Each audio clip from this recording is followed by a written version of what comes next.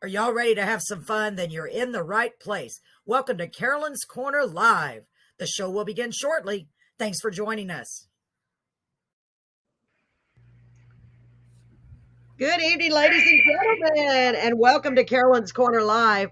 I'm so glad you're all here tonight. Either you're here or you're on your way here. I'm confident of that.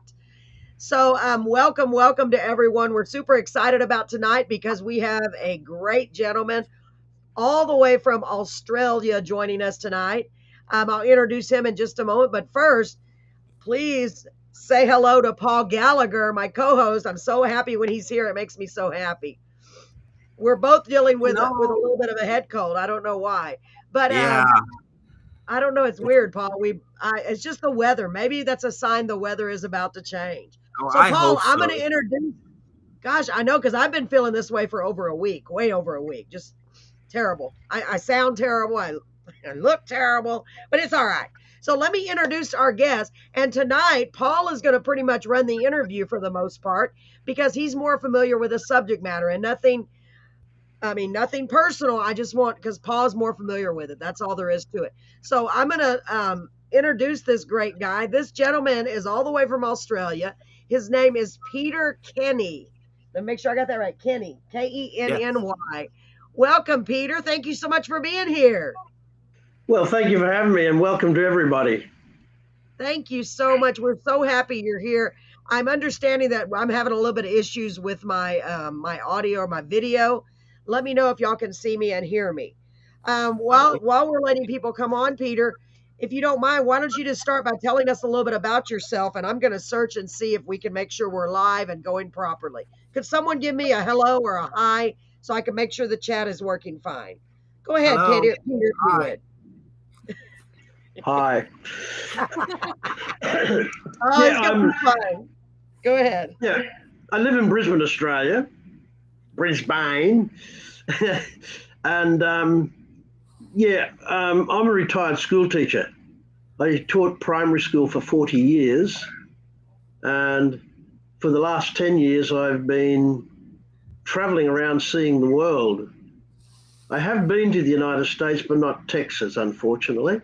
Aww. A lot of my travels have been through Europe, and I enjoy going over to New Zealand on a regular basis. But then again, because I am a Hobbit fan, New Zealand is the movie Middle-earth of the world. And New Zealand's a beautiful country. It has all the elements. It's got volcanoes and snowy mountains. And back to Australia, I've been collecting Tolkien books for over 46 years now. So I have quite a large collection of books and also movie memorabilia. And my house is full of it. Absolutely full of it. There's paintings on walls and cupboards full of statues and cupboards full of books and yeah. So it is within a lifetime. It's a lifetime long collection or hobby. Well, it's a lifetime obsession, I guess. Yes. Yeah. Wow, that's cool. And so when I was a teacher, let me just let you know that it looks like the comments are working. Thank you, Paulina, and thank you, Angie, for being here. And I know there are other people here if you'd like to say hi, because anytime you're ready, you can start asking questions, commenting, whatever y'all would like to ask or ask Peter. I'm sure he'd be happy to answer it to the best of his ability. Paul, I'm going to let you kind of take over. I'm just going to sit here and try to be quiet. No, that's never going to work. I know. Because I know you're going to hard for me to be quiet, Peter. Normally, Peter, if I'm sitting next to her, she'd pop me on my shoulder and interrupt me. We'll see how this goes because I'm really curious. So anyway, I think I should just mute my mic, Paul. So we've been trying to get Peter on the show for a little while. We've been going back and forth on emails. I've been in contact with Paulina, who actually knows Peter through her Lord of the Ring experience, and she's like, we need to get this guy on the show, and I'm like, awesome, well let's do it. I mean, and then we found out that he's written some books. right? Do you have 2 books out right now, right, Peter? Yeah, 2 books of poems, actually, poetry writing. Yeah, poet. So he has 2 books out, and everybody who it's all Lord of the Rings related. See, there's one of them right there, and it's all Lord of the Rings related. Tolkien, you have the Silmarillion series, you have Lord of the Rings, Fellowship of the Ring. I mean, Peter Jackson actually did these movies, which are, I mean, he took them on a grand scale, and you've been to New Zealand. You were talking about. I would love to go to New Zealand. Just the scenery is amazing, and for you to be Yes, able it to do is. that, it's amazing. And I've seen some pictures that you've taken, Mordor, where you've actually taken pictures, and where you said it's Tasmania looked more like Mordor. Oh, that was an interview I did about 10 years ago, and they said, is there anywhere in Australia that reminds you of Mordor? Now, in Tasmania on the west coast, there's a town called Queenstown, not the Uh-huh. one in New Zealand. And Queenstown used to be a mining town. And when they were doing the mining and the smelting there, it basically burnt off all the chemicals in the air, destroyed all the vegetation in the surrounding area. Ah. But I do know today they are regenerating those areas that were basically destroyed by the chemicals that were in the air Oh wow. from the smelters. Yeah, and it's just all barren landscape. Well, it was when I was there years ago, but as I said, they are now regenerating the area. But any photos of Queenstown, Tasmania, you just see bare hillsides. Wow. So, it's, am, do we have sound issues, or am I good? Yeah, I'm here. You're Okay. here. I'm hearing that too. It's like a weird echo. Is your Yeah, it's like growling. yeah, are you hearing that over there, Peter, or is it just on our end? A little bit, but it's not bad. Okay, is anyone Okay. else hearing that in the audience? Brett, are you hearing that? I'm sure. Is anyone else hearing that? Because I am too, Paul. I'm going to mute my mic again. I don't think it's on my end. Paul, mute yours, and Peter, try to say something, and let's see if it's on Paul's side, or then we'll have to just do that real quick, okay? You want me to say something? Yes? No, he's good. No, I think it's on Paul's side. Paul, I think it's on your end. It's probably mine. It's usually mine. Paul. So I just have all Paulina types of said you issues. sound good. Okay, well, Oh, I don't know. It's awesome. weird. It sounds like poor Paul. Go ahead. I don't know if it can be helped. You have your speaker, your mic turned down and all that, right? Or your phone and all that, right, Oh Paul? yeah, everything's turned I out. know Paul does. Okay, go ahead, Peter. I'm so sorry. I just want to see if we can fix it real quick, but we'll keep going. So What would you like? what got Paul? yes? What got you into collecting Lord of the Rings memorabilia and writing poems?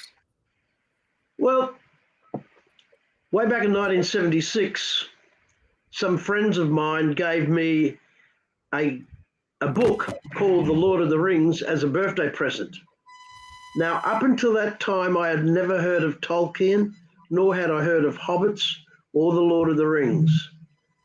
I started reading the book and absolutely enjoyed it. And the following year, I found The Hobbit. And by the end of 1977, I'd read both books and I started the quest looking for more Middle Earth stories. But guess what? There were none at that stage. I think it was 78, the Silmarillion came out. I could be corrected by people who know, they catch me off guard here. But anyway, and then in 1980, The Unfinished Tales came out. And then I started searching for more and more Tolkien, but was not having a great deal of success of finding more stories. So I ended up started collecting hardback copies of the books, and they were basically the beginning of my collection. And I still have those books today, and I still have the first book that was given to me back in 1976. Wow. Yeah. And then from about 1978 onwards, I started reading The Hobbit to my classes that I was teaching. So every year, most years, I read The Hobbit to the children that I was teaching. And in later years, I used The Hobbit as a core book for creating fantasy writing units. So the children would write their own fantasy stories. And we'd use other books as well, but The Hobbit was the core book. And I do have. Wow. Yes. Let me get my. It and during the 80s, well, in the late 80s, I was living in Bundaberg back then, which is about 500 kilometres north of Brisbane. And in 1988, I was transferred back to Brisbane as a teacher. Once I got back to Brisbane, I was able to visit more bookstores and started finding anniversary copies of The Lord of the Rings and posters and books about Tolkien. And the collection just started to grow and grow and grow. Wow. And then when the movies came out, there was such things called figurines and weapons and swords and et cetera, et cetera. And now I've got something like about 600 books and about 300, or probably about a couple of hundred figurines, and then there's paintings on walls and maps, and it goes on and on. That is the ultimate thing. When I retired in 2010, I started traveling, and I had been traveling before then, but my travels then, every time I traveled overseas to Europe or to New Zealand, there was always a Lord of the Rings connection to my travels. And I've been to Hobbiton in New Zealand 10 times. And in Europe, I've met people from different Tolkien societies in Europe. And I'm a member of the Tolkien Society itself. In 2018, the Tolkien Society gave me what I consider, for my own personal experience, the ultimate experience. At the end of Oxenmoot every year, which they have in September, which is the annual Tolkien event for the Tolkien Society, at the end of Oxenmoot, they have a memorial service out at Tolkien's grave. And in 2018, the Society gave me the honour of laying the wreath on his grave at that ceremony. So to me, that's the ultimate experience of my entire Tolkien fandom, my own personal fandom. That was a humbling experience. Yeah, I've been everywhere. I've met Tolkien groups in Austria, in Croatia, Netherlands, Germany, and England, of course. And I like Oxford. Every time I go there, I wander around and around and around. I've sort of visited quite a few places that are associated with Tolkien's life. And been to many events in Europe that are Tolkien connected. The list goes on and on. Maybe time for you to ask me some more questions. Wow, that is really interesting. So you've been everywhere. I don't know, we're having audio issues. I'm so sorry. And I think it's, yes. So tell us a little bit about your foundation, Peter. Paul had mentioned All right. You have a foundation. Yeah. In Brisbane, we have a Brisbane Tolkien Fellowship. It's been going now since the end of 2000, the late 2010. So it's basically 12 years old this year. And the fellowship, we have, since 2013, we have been supporting a charity organisation here in Brisbane called the Pajama Foundation. Now, the Pajama Foundation runs mentoring and education programs for children in care. And because we're a literacy-based group, fan club, we decided that an ideal thing would be to support them, because their Pajama Angels, who are the volunteers, work with individual children, reading stories to them and other education things. So, and over the years, we have given them books as well. At the end of every year, we don't give them a donation of money, depending on how much is in our bank account. Last couple of years have been a bit poor because we haven't had many events due to the COVID. Yes. But I'd say probably in the last 10 years, we have probably donated upwards towards $20,000 to the foundation. Each year we run an evening in Middle-earth dinner dance. It's a night of fun and entertainment for all the family. It's dress semi or dress casual, or wear your favourite Middle-earth costume, and it turns into quite a costume event because there are quite a number of people here in Brisbane who make some of the most fabulous costumes. So, and then at the dinner dance, of course, the money raised at the dinner dance goes to the Pajama Foundation. And this year we're holding it on the 8th of October. Every year we've had it. Yeah. Your birthday, did you say? There you go. And every year we usually hold it in a bowls club, or we have had it at an RSL club. Main reason why we go for those type of venues is because they're not so expensive to hire. So on the night, it gives us more money that we can raise for the foundation. If we went to one of the inner city venues, you'd be paying a huge amount of money for the hire. So by choosing nice venues in the suburbs, cheaper the hire, therefore we can raise more money in the long run. And of course, the catering bill's always smaller too. Oh, I'm sorry. We've lost Paul. Yes, I'm hearing feedback. I'm still hearing. Hold on just a second. Okay, how does that sound? Better? Yes. It's something with Paul's system. I'm sorry. Wow, so that is really neat. So you are really advocating literacy for the kids, and I know they really love that. And so you have I can just imagine how amazing that would be, having that dinner and dance where everybody can come dressed up as a character.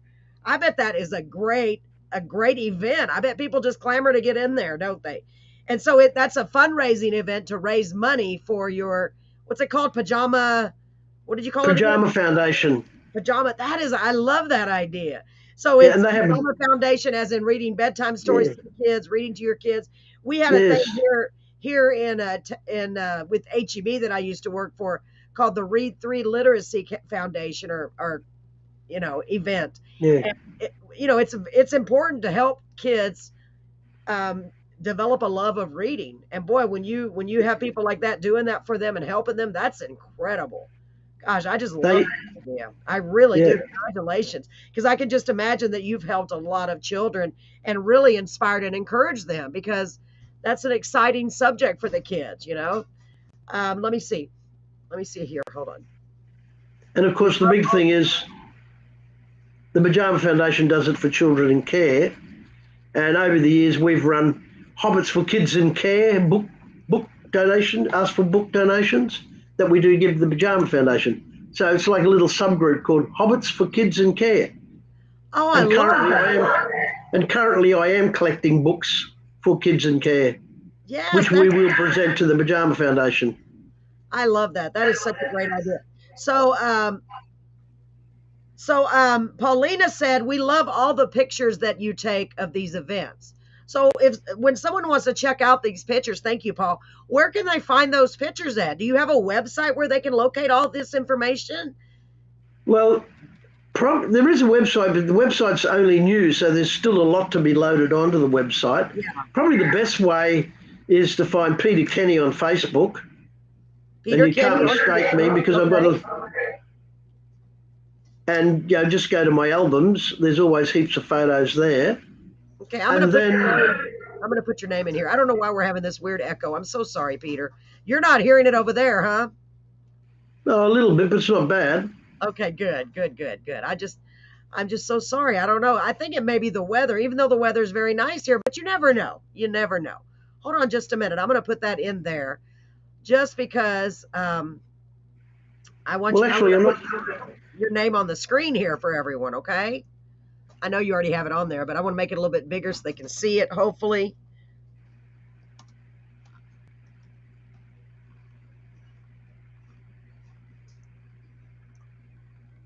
Excuse me. So it worked? Let's see. Oh, where did it go? Well, I had it in there. Let me redo it. Sorry. It should work. Paul's better at the computers than I am. I've learned a lot, but there's still so much I want to learn, you know? Okay, let's see. There we go. Peter Kenny. And do you have a YouTube page too, or is Facebook? Yes, I do actually. Okay, so look you up under your name. Do you have a lot of? I bet you have a lot of interesting videos on YouTube. Huh? Well, the YouTube channel is called Fortin Brass Proudfoot ESQ. Oh my gosh. Okay, Fortin Fortin Fortin. Okay. BRAS. BRAS. Okay. Proudfoot. Proudfoot. One word. Yep. One word. Okay. ESQ. For Esquire. Yeah, for Esquire. Fortin Brass Proudfoot Esquire. ESQ. Oh, wow. Fortin Brass Proudfoot Esquire. Wow. That's a pretty cool name. So you have a lot of great. There are hobbits called. There's a family of hobbits called Proudfoot. Oh, okay. Yeah. Well, that makes perfect sense then, doesn't it? Yeah. I love that name. I wish. Movie. Yeah, Paul's trying to get his system fixed. So maybe in we can the pull movie. it up. Wow, that is really cool. So you're helping a lot of people, and this started out with just somebody giving you a book, and it's become your lifelong passion. I think that's so incredible, and it's given you such a great purpose in your life to be able to go everywhere and help all of these kids. I mean, to me, that's what it's all about, helping people as much as we can, especially the young people, you know, because that's what you're doing, and that is a big deal. Because a lot of the children, unfortunately, at least here in the United States, I don't know about over there, but maybe they don't necessarily get that one-on-one interaction because their parents are so busy working, and reading is so important for our children. It really, really is. I always love reading to my grandkids, and I used to love reading to my kids. Paulina, do you have any questions? Paulina said Facebook.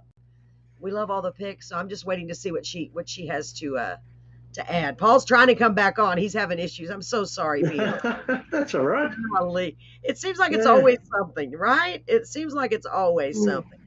So there you said there is another place where people can find photos. Okay. On Facebook, there is a Brisbane Tolkien Fellowship page. Okay, Brisbane Tolkien Fellowship page. So y'all can check that out on Facebook. So let me see. Paulina said, ask you about the library displays and the Bilbo's home. I think that's what that says. Yeah. Let me see. Let's see. Okay. Now, each year, and some years I do a lot, some years just a few. I usually do, with help with other members, library displays in libraries around Brisbane.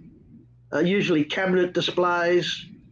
And then Pauline, currently there's a couple of displays out currently here in Brisbane at a couple of the libraries. And then Bilbo's home display. All right, I have a handmade model hobbit hole. It's approximately 1 metre square. It was made by a lady in England called Maddie Brindley. Excuse me.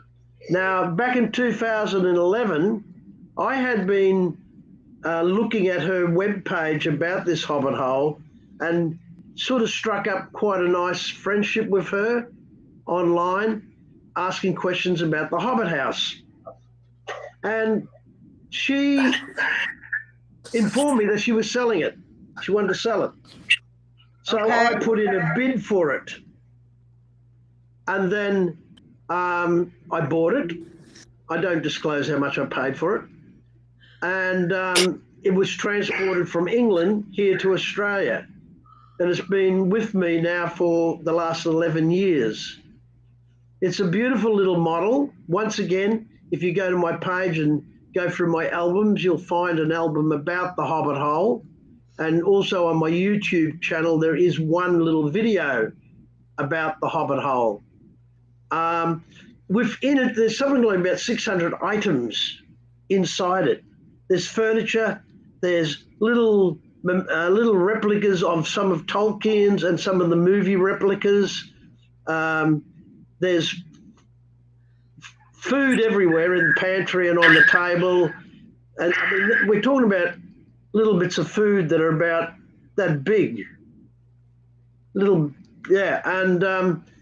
there's a bedroom, a hall, entry hall, a dining room, a pantry, a kitchen, and a bathroom.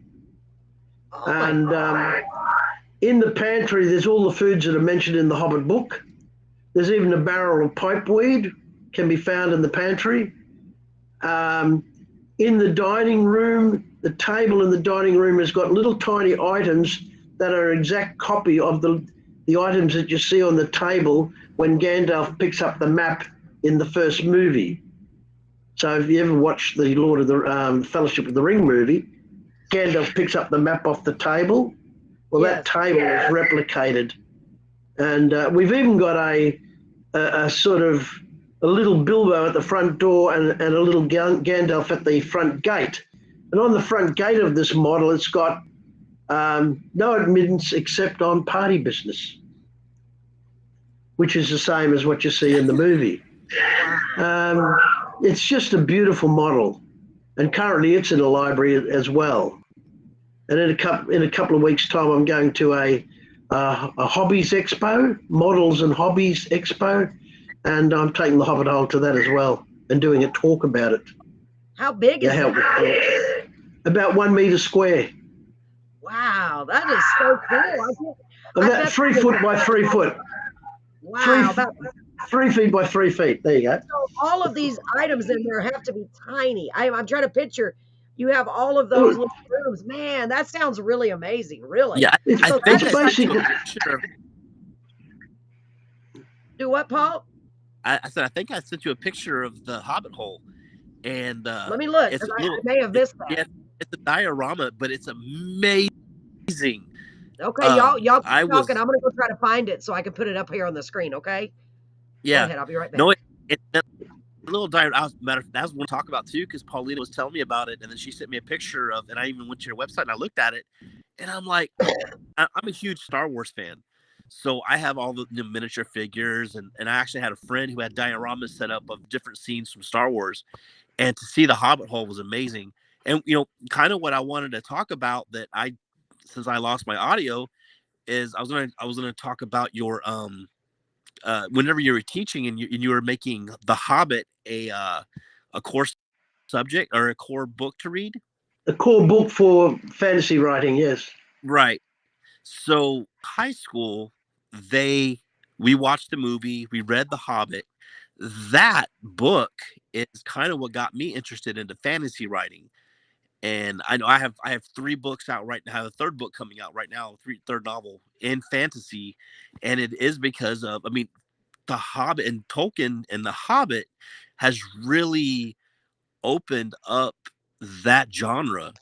And it's amazing to see. I think a lot of people who write fantasy can go back to the roots of Tolkien and The Hobbit. Oh God, the Red Dragon. Yes. Just on The Hobbit. The Hobbit's 85 years old yesterday, on the 21st of September. It was published in 1937, and the September the 22nd is the birthday of Bilbo and Frodo Baggins. Oh, wow.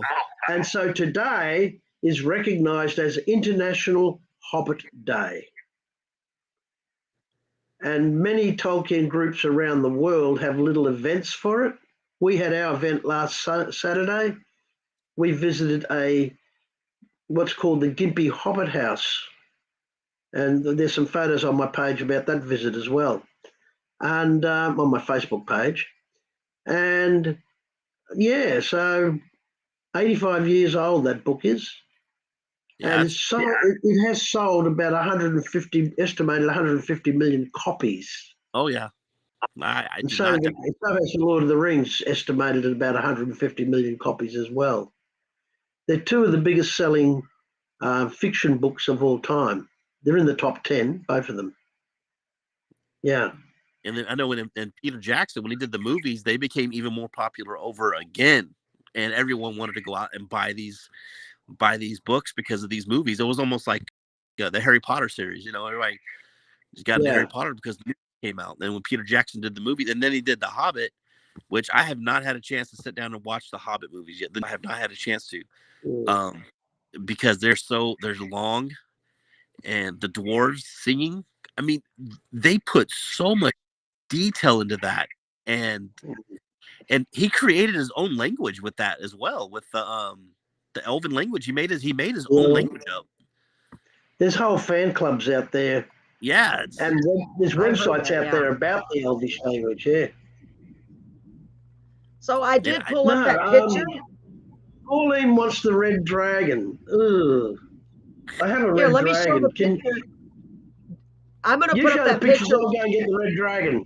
I'll be back in Paula, about 30 seconds. This. Or I'll put it up here. Y'all can talk behind it. Okay, here we go.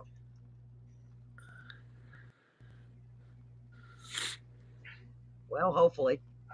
Hold on. Hopefully. I didn't put it in the right spot. I'm so sorry. Hang on. Oh, I can see. I can see the Hobbit up in the Hobbit hole up in the top right hand corner of the screen. Hold on.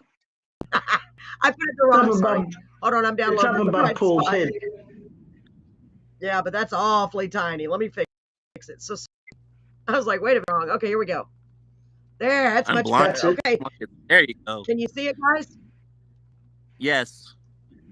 Okay, I'm going to take this other thing off.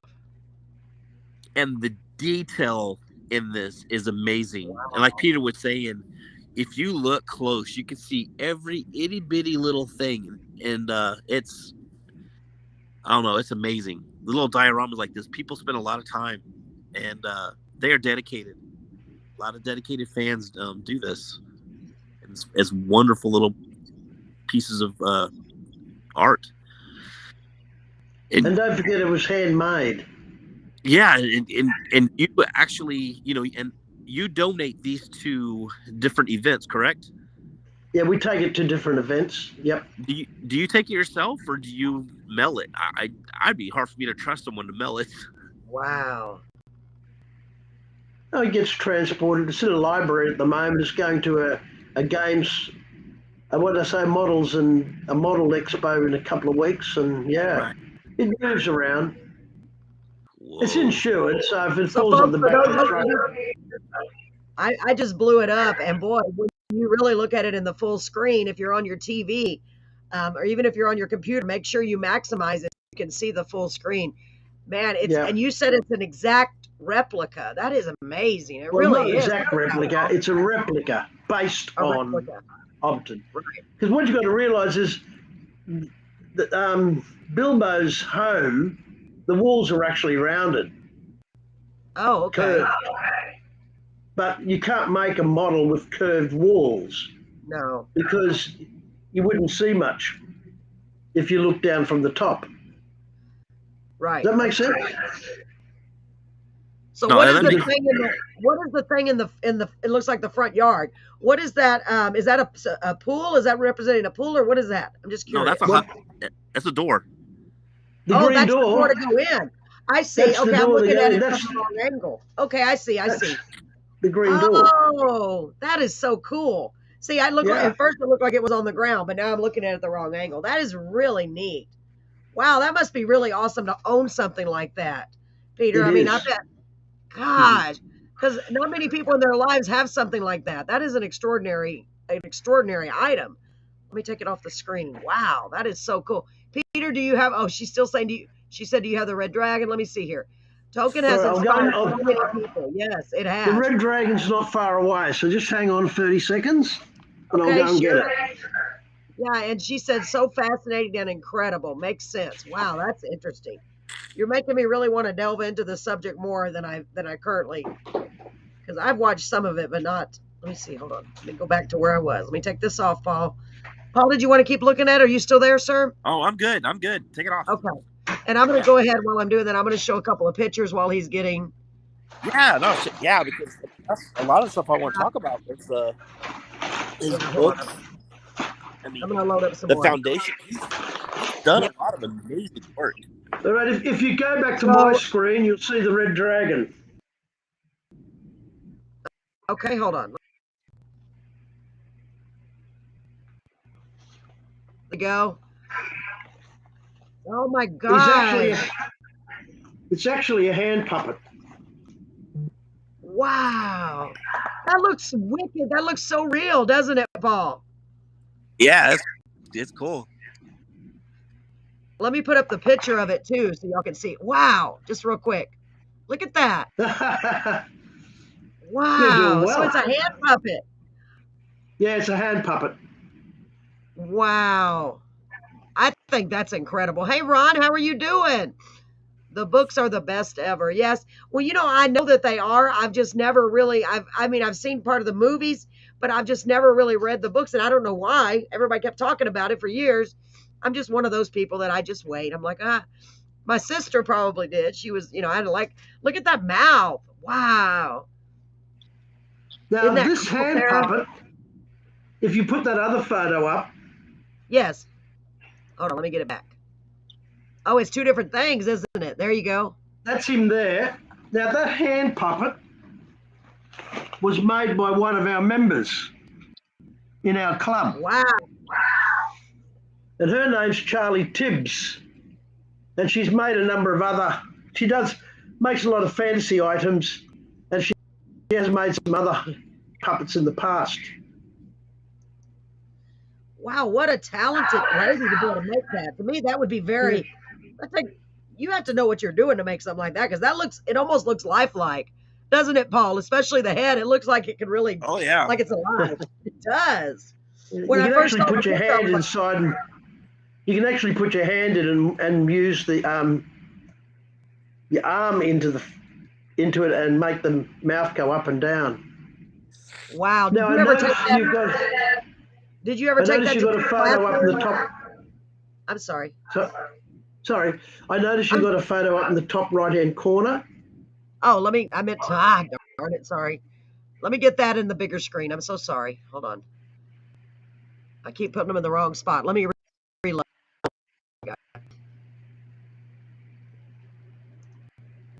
So it'd be big. That's way too tiny. I'm gonna really see it.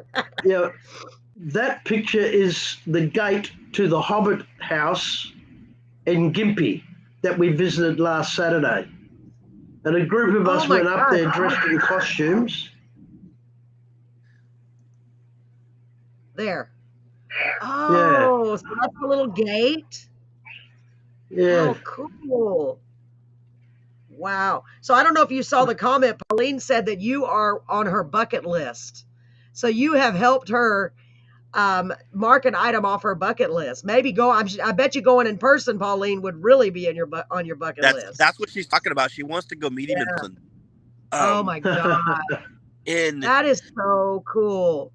That in really is cool. Man, you've in got to see. 2003, Carolyn is whenever so I met Paulina in 2001, and then in 2002, 2000, I think it was 2002, she started this whole. She was a huge Lord of the Rings fan, so then she wanted to do. She started a Lord of the Rings big old convention that they did in Canada. So Wow. and oh yeah, oh no, she was part of the members. She did the whole convention. They went up there. They had a whole thing with a bunch of actors and stuff. And so, and this is where I kind of got into Lord of the Rings. And here recently, she was talking more. I guess she was trying to get back into it again, that's what she was telling me about everybody else who's involved, and it was just amazing how we need to get Peter Kenny on the thing, because that's he's a bucket list. She wants to go visit him in Australia, and I'm like, it's amazing, and Lord of the Rings fans, and they dress. I mean, it's almost like any other super fit, like Star Wars, same thing. They dress in costume, Yeah. like full costume. They Oh, I'm act sure. Yeah. the characters in costume. It's almost like going to a medieval Renaissance fair, and Gosh. and they all gather, and they all have discussions. And I would love to go on myself. Oh my gosh, you and I, Paulina should go. That would be I'm kind of so. She tall said for a she is hobbit, going though. to Australia. Wow, you're going to Australia, Paulina? That's exciting. I think that's exciting. Oh my gosh. Wow. So do you do a lot of seminars and talks? I'm guessing you do, right, Peter? Yes, I do. A lot of Um, appearances? I've done over the last decade. I've done a lot of talks about Tolkien or any subject, about his works, and I've even done talks at events in not only in Australia, but I've also done talks in Europe. And probably my most, to me, once again, it's a bit like laying the wreath on Tolkien's grave. Back in 2012, I was invited by the Tolkien Society to go to the Edinburgh International Book Festival, which is a world famous book festival. And I did a talk in one of the theatres there about The Hobbit, because it was the 75th anniversary of The Hobbit. Wow. So I was on stage with a couple of hundred people in front of me talking about The Hobbit. See, he's That's my most famous presentation. That But is I've so done presentations. I've done presentations at libraries, schools, and events. Okay, well, do me a favor, Peter. For those of us, and I'm speaking about myself, and for anyone else who may be tuning in that is not familiar with the whole world, explain to us about Tolkien. How do you say Tolkien? Tolkien, is it just Tolkien, right? How do you pronounce it? Tolkien. Okay, I'm sorry. Explain that to Tolkien. us as quickly. I mean, you don't have to be in a hurry, but explain that to people that are not familiar with it at all. Tell us a little bit about it, because I really want to understand more about it. I do. Tolkien was born in, what was it, 1890? God, I've gone blank. 1892. He Okay. died in 1973. Now, in the 1930s, he started writing The Hobbit. And then in the 1940s, he sat down to write a prequel to The Hobbit called The Lord of the Rings. They are his two most famous books, but he did write several other books. And not only books of fantasy and fiction, but he also wrote quite a lot of papers about languages, as you know, the Elvish language.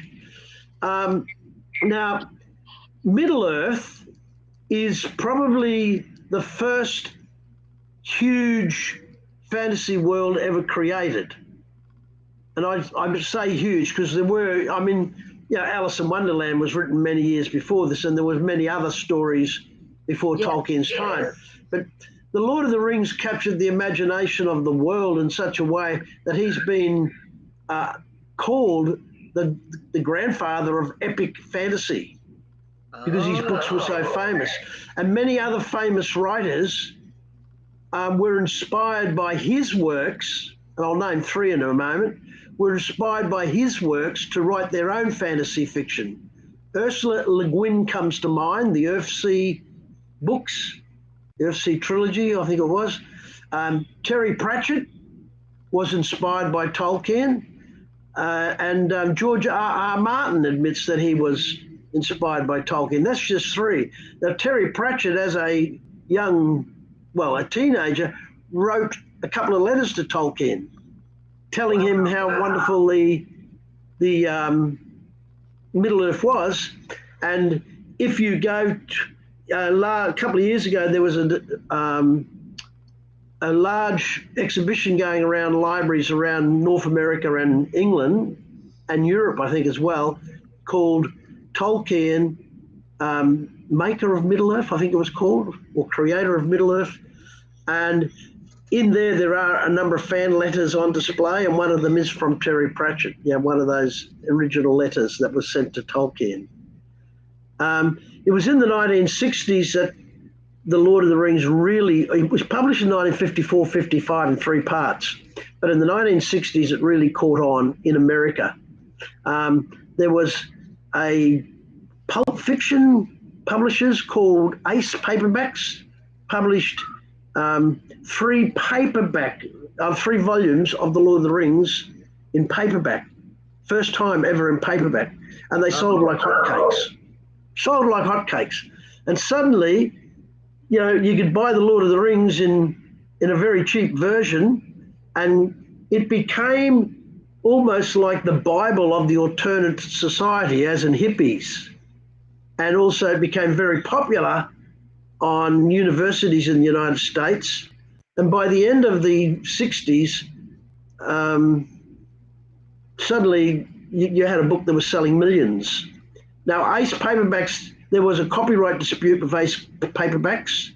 It was settled out of court, and the deal was that they wouldn't produce any more. Instead of being, well, there was a money settlement made, but instead of being, anyway, cut a long story short, they stopped producing their cheap books, and Tolkien's American publishers published their own, Ballantine Books, and it just became popular. And then they produced paperbacks in England as well. Right. So those pirated copies of the put out by Ace really gave the Lord of the Rings the big kickstart, because what happened then was you had people writing music about the Lord of the Rings. People were started wearing costumes. There were little button badges saying things like Frodo lives, Gollum eats goblins, Gandalf for president. What a good choice that would be, Gandalf for president. I'm not going into politics, but that's my recommendation. And so the 60s it really boomed. And from there on, there was posters made and art, and even people like Led Zeppelin were inspired by Tolkien's works in some of their music. The list goes on and on. And that's where a lot of role-playing games came around too, correct? Like Dungeons and Dragons and... You're having trouble hearing you, Paul? All that came to be. The echo's back. Wow. The Dungeons and Dragons RPG. Wasn't a lot of that stuff based on the Tolkien? I mean, Tolkien. I would imagine, right? He said was a lot of Dungeons and Dragons and stuff. Was that a lot of that was based on? Oh, Dungeons and Dragons, right? Dungeons and Dragons was created by people who had read The Lord of the Rings. Wow. So and they were Dungeons and Dragons was inspired by The Lord of the Rings initially. Wow. And initially they had hobbits, but they had to change it to halflings because of copyright reasons. Oh, but yeah. But elves and dwarves are in the public domain, so there's no problems with those. Wow. But so Dungeons and Dragons. Wow. So, Paul, is that what first sparked your your imagination to write your books? Because Paul's written some great books about fairies and I mean, it's in kind of the same realm, I'm guessing, in a way, right, Paul? Yeah. Well, it's fairy. It's the fantasy and wow. Yeah, I know. Lord of the Rings. The whole thing is huge, and I don't know why I never really followed it. I guess I don't know. My brother did. My son did, but now I see the fascination. Gosh, it's inspired generation after generation. That's amazing. Really. Let me see what Paul said. Lord of the Rings is about friendship. Yes, I have seen part of it, and it's also about hope for the future. The books are absolutely magnificent. And there's many, many Tolkien quotes. I bet. Yeah, that have been taken out of the books that are used in everyday life. Right. Well, did you see Paulina's statement or question? She said, "Can you show your book nook, Peter?" I don't know if you'll be able to. I don't know how your camera is. We can. It's behind me, actually. Oh, okay. Oh, wow. I can tell just by glancing. That's a lot of books. That's awesome. And they're probably all Lord of the Rings related. I don't know if you can see that, but that's the book nook. Yeah, do y'all see that, ladies? You know what? Hold on, Paul. Let me put us in the waiting room so they can see the full scale of it. Hold on, okay? There's the book nook. See the little lights?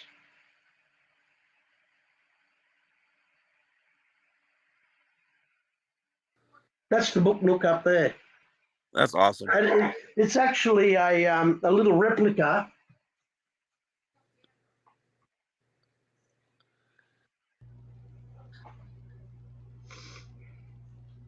Oh, wow. It's a little replica of Bag End, the front door. Wow. Oh, my gosh. And the same lady that made the Hobbit hole made this for me as a present. Wow. Oh my gosh.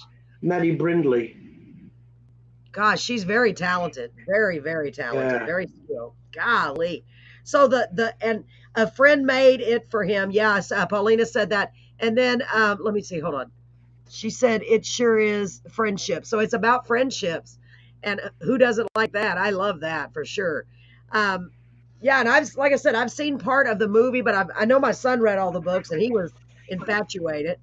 But I guess the movies caused it to become even more of a create more of a following because then you had it on the big screen. So, and a lot of people, I wonder if do they recommend reading that in school for the kids? Is that one of the readings? Because it sounds like it would be. There The was Hobbit. a period. There was a period when the Lord of the Rings was quite often read in high schools Yes. and also universities as part of literacy units. So Um, it does just what you're doing. It also helps encourage reading with that just what's going to happen in this world next because everybody likes that. It's that's just incredible that he developed that. Makes you wonder. It's like his imagination to think of that is just that's yeah. incredible. That is incredible. I highly recommend reading the books. Paulina, I might have to try the audiobooks because Paul knows my eyes are. Just But another piece of I really should. another little bit of trivia. In the late 90s, just before the turn of the century, many what would you call them? Bookstores, book societies in Australia, Germany, United States, England, etc., did surveys. What is your favourite book of the 20th century? In nearly every survey, The Lord of the Rings was voted the favourite book of the century. Wow. That's Yeah. impressive. You know what? And Paulina, that was I just think done by, that's normal people voting, wow. book You know readers. what? I think I do have the paperback series, if I'm not mistaken. I know I bought them for my son because he was really into it. And I think they're here. I don't think he has them. Of course, he's grown now. But you know what? I'm going to check into that. I'm sure they have been audiobooks, right, Paul? Oh yeah, that's how I Yeah. listened to The Hobbit. Actually, I read The Hobbit in high school. I actually I recently got the audiobooks for I think through Libby through the library and Okay.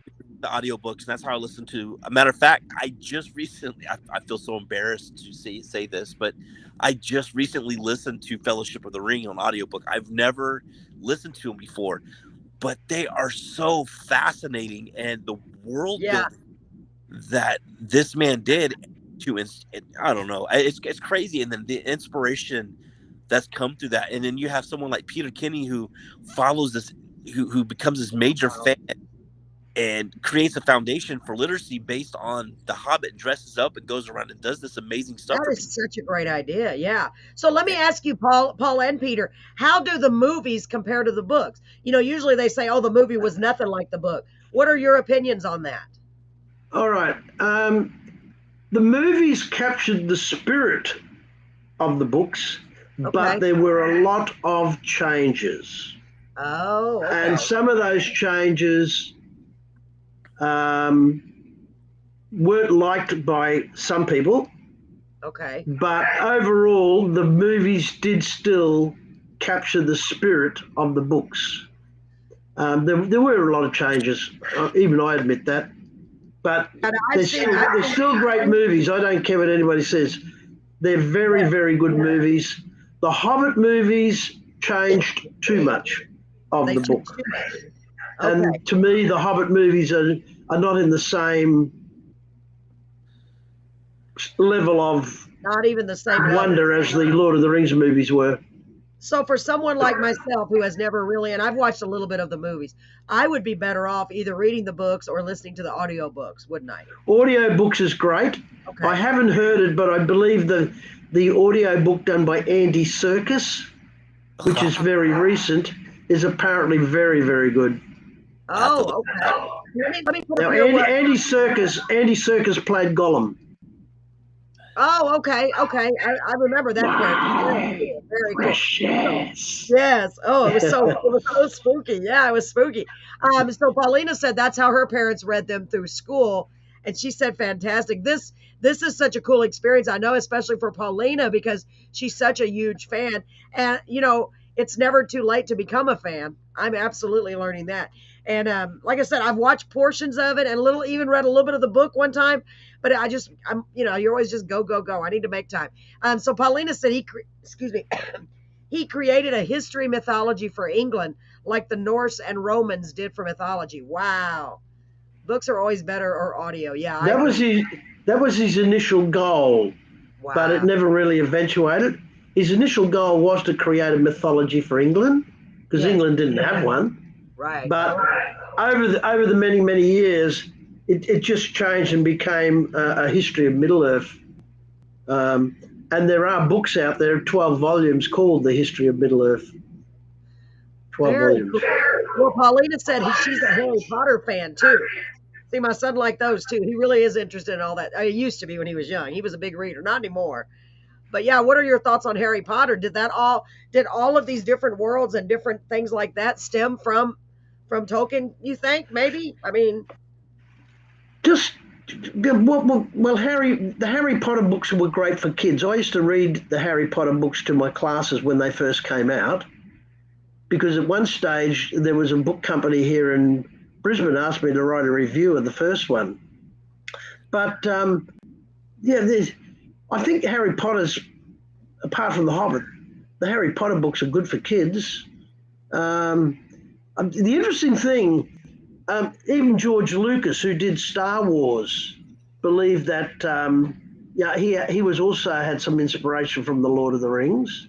And just an important thing, in Tolkien's Lord of the Rings, you have a orphaned boy who lives with his uncle. He has an elderly advisor who's not related to the family. Obi-Wan Kenobi. And he then goes on a quest to destroy the power of a Dark Lord. That's Tolkien's theme in The Lord of the Rings. That's the theme in the initial Star Wars trilogy, and that's the theme in Harry Potter. Yep. So obviously that is the blueprint of a successful series and a successful legacy. Yeah. Wow. Obviously he had the blueprint. I mean, if it is, what's that saying? You remember, Peter, if it ain't broke, don't fix it. But it's got to be different though, because if not, they'd be in big trouble. Yeah. Spot on. Wow, that's interesting. So all of these great shows and books. Even J.K. Rowling says that she read The Lord of the Rings. Yes. J.K. Rowling said she was a fan of The Lord of the Rings as well. Wow. And so was George Lucas. So there you go. Well, yeah, and when you're reading a book anyway, no matter what, it gets into your psyche, right? As an author, I would imagine, I'm not an author, but some of that's got to come out, you would think, in little different ways. Wow, that's so cool. Oh, that is so cool. Did you, Paul, when you're writing your books and your short stories, do you ever think about like Lord of the Rings? Because you're creating another world, basically. Well, it's funny that you asked that, because I started writing a story a long time ago in high school called it was just gonna be called Quinzer, about this this castle in this land of Quinzer, and there was a dragon, and there was a wizard named Ryloth, Wow. and then you had another minor wizard called Tigrid Shore. So all of these names and all these characters that you can basically create. There was a dwarf. There's a half elf princess who basically is raised by a dwarf. I mean, you can do a lot of stuff, and a lot of it you have to give Tolkien the credit of like these characters, and the reason where a lot of this goes, because he created the characters and then he gives life to them, and then you're like, oh man, what can I do with these characters? And then you start creating your own little world. And he was basically one of the first world builders, and it's amazing. Wow. So Paulina said that, let me put it up here so we can all see it. He said Peter created, oh wait, Paul, can you read that? It's too little in that way. Yeah, Peter also puts out calendars each year with pics he took on his travels. Beautiful calendars.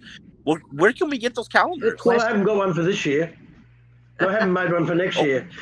But I did make a few calendars. What I used to do was use my New Zealand photos and then put my own little, have a short verse from my own writings with each of the photos.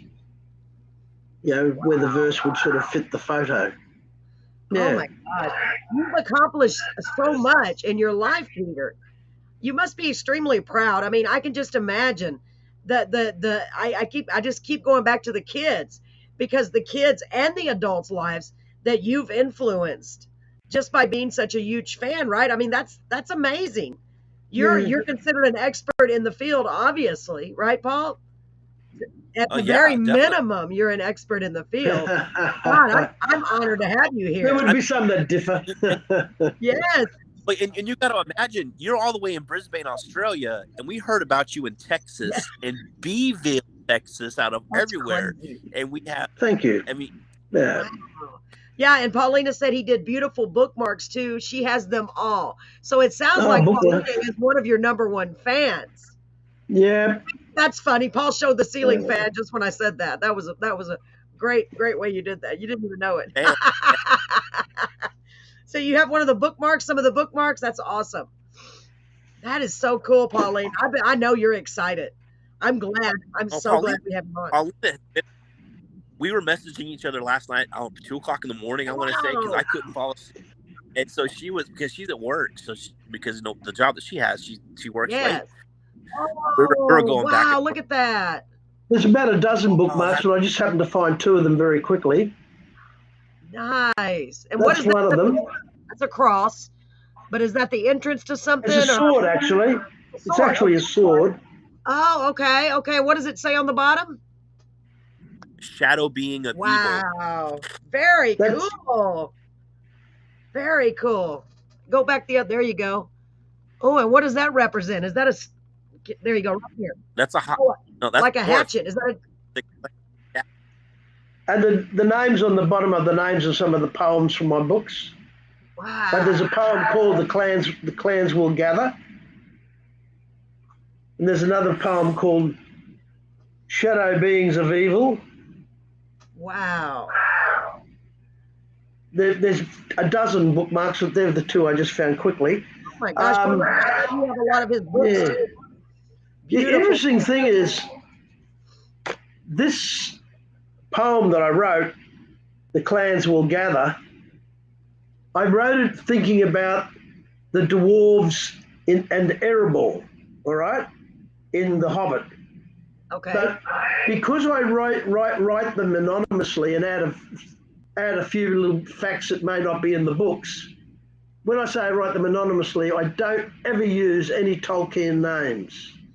So I'll write my poems based on a Tolkien theme. Okay. Now, a friend of mine who read this poem thought I was writing a poem about the Scottish clans. So the poems are written in such a way that you can interpret them however you wish. Wow. And who does your illustrations? Who does your illustrations for you on your books? Let me see if I can get a picture of that book up here while you are doing that. Oh, you have it right there. Okay. That's much better. That's really beautiful. I love the artwork. Do you have the same person that does all of your artwork for you? The lady who did the books, her name is Sue Bradley. She lives in England. Nice. The person who wrote the foreword of this book is John Callan, who played one of the dwarves in the movies. He lives in New Zealand. Oh my God. The book itself was published in the Netherlands. Oh my gosh. And the author, Peter Kenny, lives in Australia. Wow. So that's, and the lady who wrote my editor lives in the United States. She lives in Upper New York. Wow. And I know that you can find your book on Amazon. Tell them how to find that book, or any of your books for that matter. These books, you can find them on Amazon. Also, the Tolkien shop has copies, and the original publisher, I think it's called Arvo Brates. Okay. which is a Dutch company. They also have them for sale. Would you be interested in sharing one of your shorter poems with us on the air or no? One of my poems. Yeah, would you like to do that? I'm sure we What, would read love. one? Absolutely. I'd love that, wouldn't you, Paul? Absolutely. Yes, I would love that. Yeah. One of my poems, which I won't read to you, goes 600 words long. Wow. And the poem itself is called Memories of Another Land. And it's actually based on this lady. I don't know if you can see that. It's a bit hard to. It's inspired by Galadriel. But I can read one of my poems. Okay. I'll see if I can. I'm trying to think of what's probably one of the nicest ones. All right. There's one here. It's quite simple, if I can find it. Some of my poems are based on, as I said, they're inspired by, and I do change some of the facts. Yes. And I don't use any names that Tolkien never used. Some are based on Silmarillion, Lord of the Rings, and The Hobbit. Some are just made up. Hang on. Just bear with me for a second. Sure. I'm going to read one for you.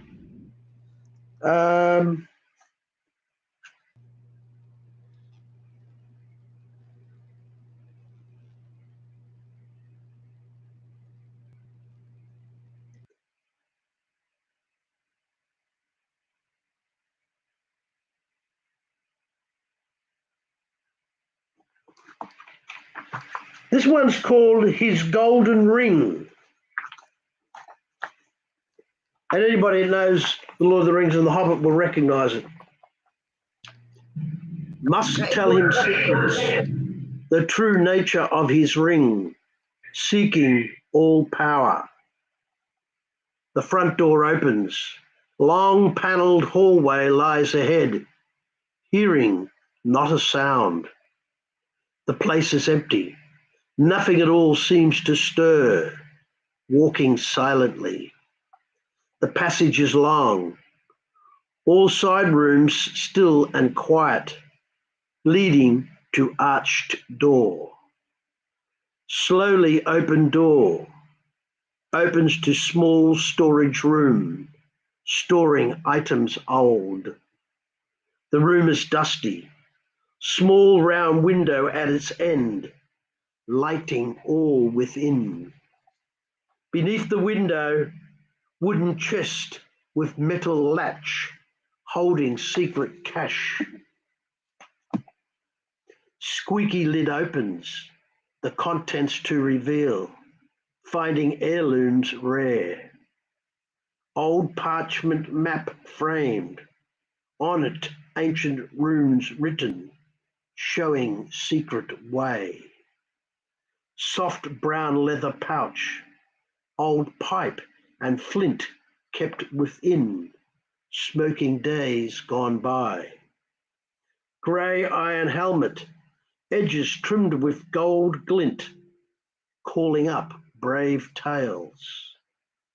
Golden precious coins from a mighty dragon's hoard, glinting in the light. Silver mail shirt, made from finest metal links, startling strong and light. Small sword in scabbard, slowly drawn to reveal, shining bright, keen blade. There at the bottom, in a box, his golden ring, yearning to be worn.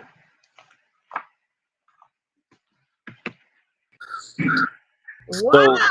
Oh my gosh. Okay, that is excellent. That is excellent. Wow.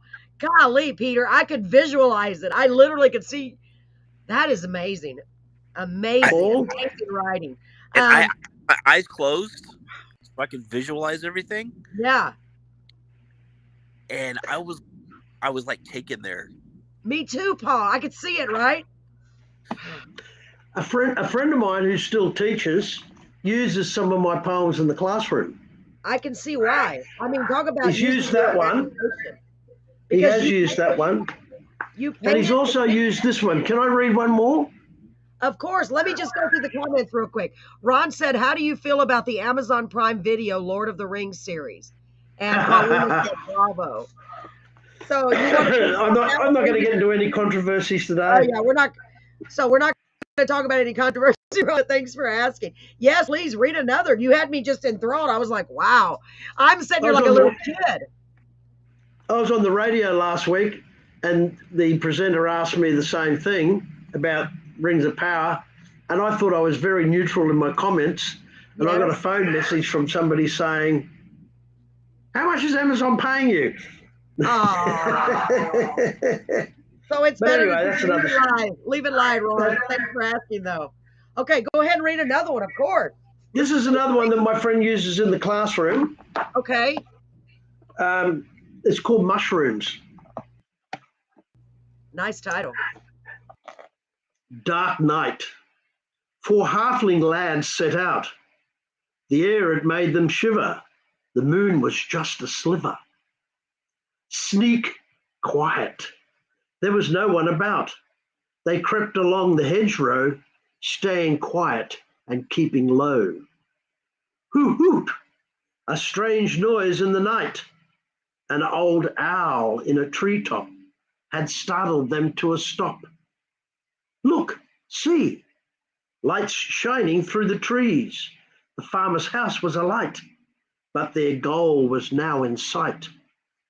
Go, quick! So little time to pick. There were mushrooms all around. The youngsters grabbed all they found. Bark, bark! The farm dogs were awake. Four halfling lads took to flight, running quickly through the night. Run, run! This wasn't so much fun. Racing frightened down the lane, safely home they hoped to gain. Hip hooray! We whistled all the way, found the mushrooms in the park, and bravely walked in the dark. Nothing frightened us at all. Well, that's the story they told to all. So it, it's funny how you take these poems and you're telling a story, but you're putting it's like you're making your own. Oh, how do we explain this? I don't know, but You it sounds more like a book than it does a story. I mean, a movie. You could make it, a movie out of your poems, I think. I mean, I literally can see it. Well done. Gosh, I bet when you go and read to kids, and I know that must be a passion for you, right? You get to read to them yourself, right? I bet they are like this, like, oh, I mean, I'm like that, and I'm a grown up. Paul's like yeah that. because Paulina's like that. he That's said halfling for Hobbit. The farmer, I'm assuming the farmer you're talking about is the one where they had to cross the field to get, and they ran to the farmer. So there's a lot of stuff that he takes from the books, but he can't say uh-huh. due to copyright. But if you know the Lord of the Rings and you know what he's talking about, it makes so much. Like the first poem he was reading, I saw Smeagol. Well, Frodo said that they used to take mushrooms from Farmer Maggot. Yeah, Yeah, that's where the inspiration came from. yeah. They used to. You know, Um, what I want to do, on I want to my get on my YouTube channel, there are about 3 poems that have been converted into songs. I can see that. Not sung by me, sung by somebody else. It's probably more than 3, probably about 4 or 5. Wow. Oh my gosh. That is incredible. I really want to get your book off Amazon and read them to my grandson. Because I mean, even though you're classifying them as poetry, to me they tell a complete story. I mean, it's just like what I mean, and I know I cannot deliver them like you. Do you have the audiobook version of those poems on Amazon? I should do that, shouldn't I? You You really should. I'll, should, talk, Peter. I'll have a Because your chat to a voice, friend. right, Paulina, your voice is captivating, Peter. It really is. And you add the accent and you add the just the oh, the sincerity. Gosh, You do an excellent job. Oh my gosh. You know, a lot of children and adults will benefit from that book. So tell them the name of that book again. Go ahead, Paul. I'm sorry. I got so excited. No. That I'd one, love to get a copy of him, the poems on audiobook. That'd be amazing. No. I know I would that's for real love it. Tell them what the name of it is again, Peter. I that can't one's see. called Dreams of Another Land, Dreams of and then Another there's a Land. second one Oh, there's called, two. and the second one's called Memories of Another Land. Oh, wow. That is incredible. And that's by And Peter. not all the poems are light and fluffy or friendly. Some of them are quite dark. Do I have time to read one more? Sure, absolutely. How can I say no to you, Peter? I wouldn't This even if one, I could. this one's called Paulina has them both.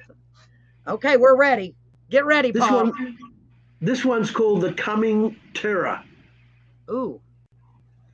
There is one who imperils all we hold dear, as he conjures nightmares of terror, and spreads malevolence throughout the lands as his dark power grows.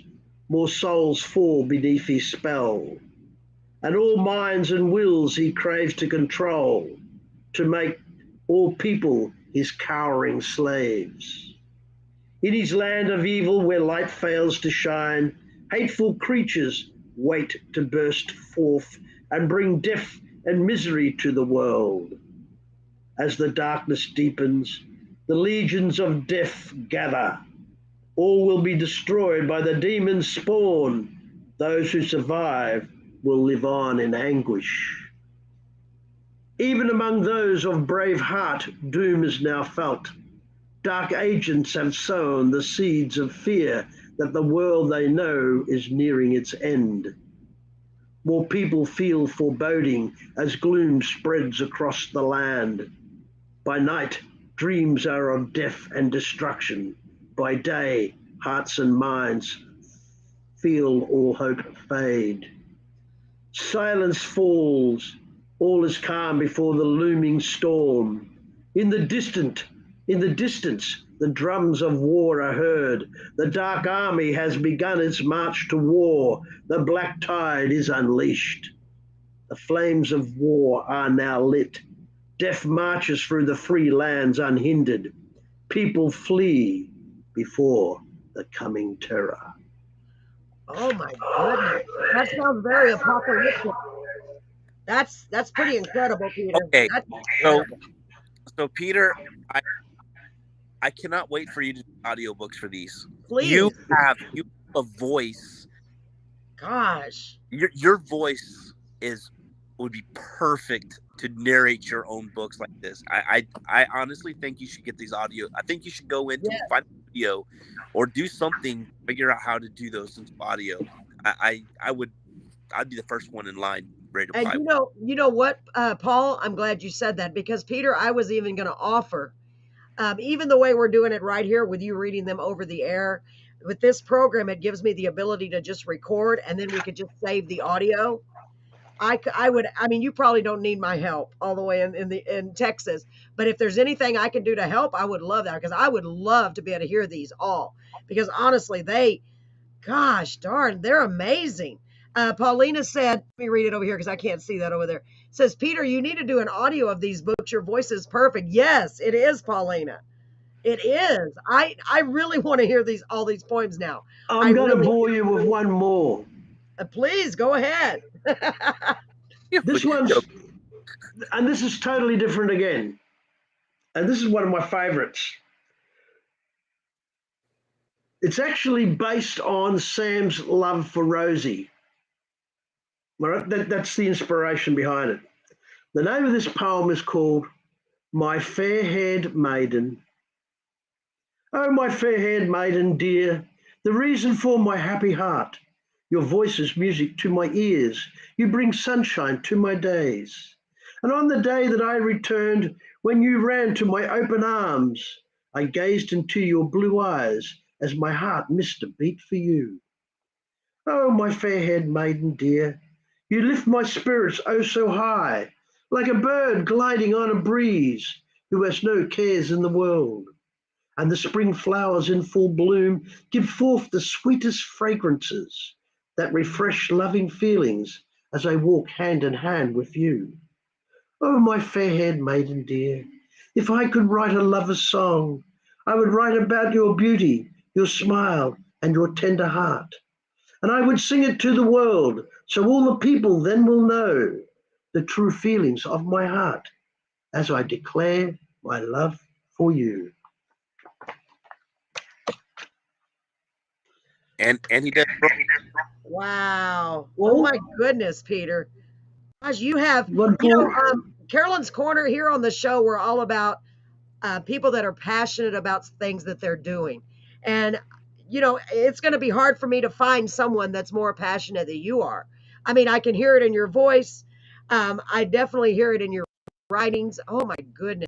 What a passionate human being, and what an honor to have you here on the show. I mean, honestly, that is, and you know what? You're making me a fan, Peter. You really, really are. I'm not just saying that. You really are. I I have trouble reading long periods. Paul knows this because I have real bad dry eyes. So I need the audiobooks. We don't want to pressure you, but we would love that, honestly. And I think that would be a great thing to add to your collection if you offered those on.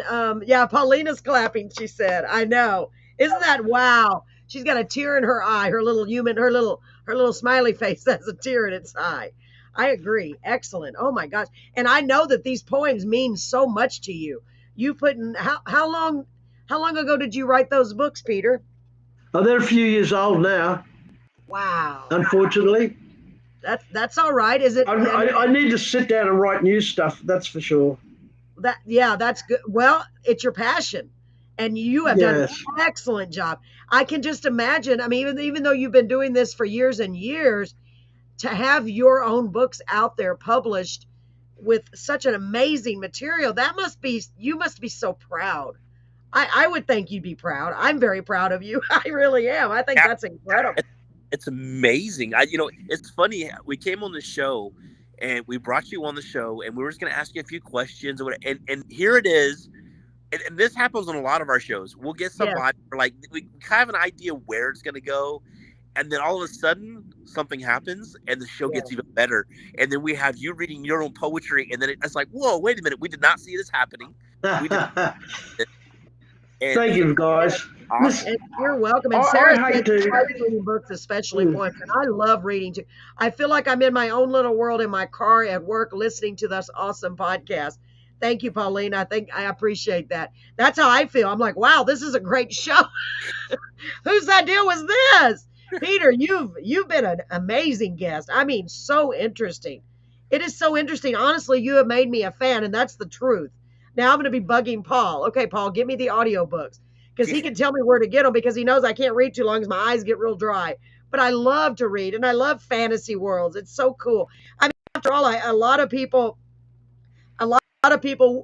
that aren't into that type of genre, maybe now anything to escape reality because everything else is so hard to deal with most days. Right, Paul? Yeah, I mean, Yes. you'll find poems and songs on my YouTube channel, and there's Okay. also a couple. There's also a couple of readings on my Facebook page. Paul was nice. going to say something about that last poem. What was Yes, go ahead, Paul's Paul. thought? What was I going to say? Oh no, I said he does romance. Yes. Yeah, that's Yes. beautiful. That is Well, really yeah. Anyway, look, I hate to do this, but I'm unfortunately going to have to leave. I have a lot of things. you're a very busy man. And Well, I am. I know. Unfortunately, sadly, I am organising a funeral at the moment. Oh, My mother no. passed away on Monday, I'm and so sorry, I have Peter. to run off this afternoon and do some chores preparing for that. So I have to. I don't know how long we've been on here for, but I really have to go. Well, Peter, our most sincerest condolences to you and your family. Yeah, thank you. May I just say, please find me on Facebook and Yes. put in a friend request. And I'll leave you with this thought. It's actually from the movie, but it says, even the smallest person can change the future of the world. Oh, that's so beautiful. See, I've got to watch the movies and read the books because we're always Yeah. talking about how we can all make a change in the world, one little corner of the world at a time. And you just made a change in your corner of the world through us and through we. I'm just blown away. Like honestly, Yeah. you've changed my whole outlook, and I appreciate you being here so much, Peter. Paul, what And would to you me, like to me, that's basically what the theme of the Lord of the Rings is about. Because the hobbits are small people, and they do change the future of their world. Yes, they Wow, do. that's incredible. That is incredible. It was Thank such you. an honor to have you on, Peter. It really was, honestly. And I'm going to look it up and try to find the audiobooks because during the day, I would be listening to it. I would. I got my little headphones. Yeah. I'd be doing it. Paul, what would you like to add, sir, before Peter goes? He's got something very important he needs to do. Yes. No. Thank you. Thank you. Thank you. Thank you. Thank you for coming on. I really appreciate it. Yes. And sharing your wonderful poems with us because that is very inspiring. It sure is. Well, I hope more people are inspired to go and have a look at Middle Earth. Yes, The absolutely. books, I mean, No, the books, me The for Hobbit and the one. Lord of the Rings. And me for one. Silmarillion. Now, the Silmarillion is a very tough read, but once you read it once, you have to read it again, and it is a brilliant book, to say the least. But it is a hard read. It's like the Silmarillion. It's like reading the Bible, but it is brilliant, absolutely Wow. brilliant. Well, I think you are absolutely brilliant. What a great human being on this earth. I'm glad that we share the earth together, Peter. Honestly, because you're helping so many people. What a godsend. You really are. I know you're going to bless so many people. Thank you so much for And being here, Peter. thank you for having me very much. I did want to You are say one more thing. Yes. My two favourite Tolkien characters are Beren and Luthien. Now, Okay. that's a story in the Silmarillion, but on Tolkien's grave, it's got Edith Tolkien, Luthien, John Ronald Reuel Tolkien, Beren, because to him, his wife was his Luthien, and his wife actually originally inspired that story of Beren and Luthien. Wow. Oh my gosh. That's Farewell. That's Thank you for having me. Thank you so much. God bless you. Take care of yourself and keep doing your great things, helping so many people. That's wonderful. Thank you so much for having me. Thank you. And thank you for Thank being you, here. Carolyn. Paul. Thank you all. Don't forget, friends on Facebook. Yes, I'll do that. I really will. And I know Maybe I Paul can come back if he another hasn't day. already. Paulina, if you haven't already, get busy, lady. Thank you so much. Y'all have a great night. God bless you, and we'll talk to you next week. Thank Take you care very of much for yourself. having me. Good night. Yeah, Paul, get will to feel do. better too, honey. Goodbye. Bye-bye.